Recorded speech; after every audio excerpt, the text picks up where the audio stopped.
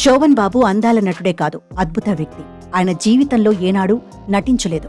ఉన్నది ఉన్నట్టు చెప్పే వ్యక్తిత్వం ఆయన సొంతం. ఒక్క మాటలో చెప్పాలంటే జెంటిల్మెన్ హీరో శోభన్ బాబు.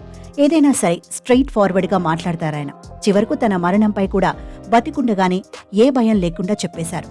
ఆ జ్ఞాపకాలు నేటికి ఎంతో పదిలం. ఎన్నో రోజుల క్రితం ఆయనపై దర్శకుడు కోదండరామిరెడ్డి సెన్సేషనల్ విషయాలు చెప్పారు.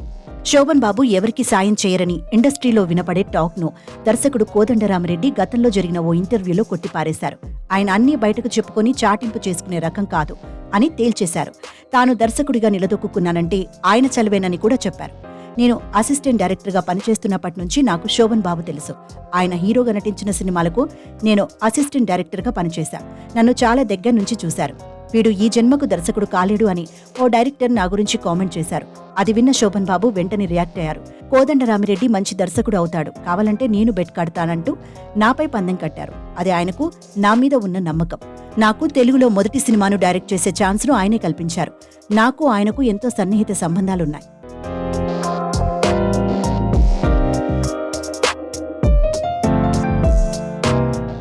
సినిమాలు మానేశాక కూడా అప్పుడప్పుడు చెన్నైకు వెళ్తే నేను శోభన్ బాబును మాత్రం తప్పకుండా కలిసేవాణ్ణి.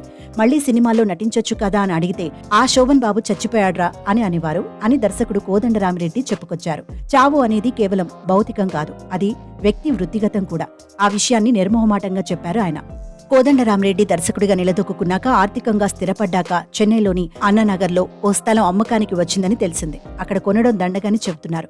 అది మీ స్థలం ఎదురుగా ఉన్నదే, కొనుక్కోమంటావా అని ఒకసారి శోభన్ను అడిగాను. దానికి ఆయన వెంటనే కళ్ళు మూసుకుని ఆ స్థలం కొను, ఇప్పుడు అది దండగగానే అందరికీ కనిపిస్తుంది, కానీ కొంతకాలం తర్వాత ఈ ఏరియా బాగా డెవలప్ అవుద్ది, నీకు అదే బువ్వ పెడుతుంది.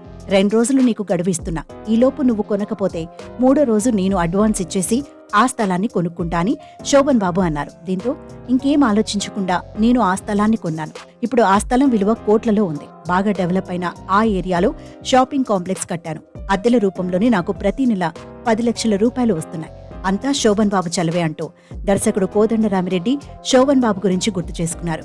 శోభన్ నమ్మకాలు కూడా చాలా గొప్పగా అందరిలో స్ఫూర్తినిస్తాయి.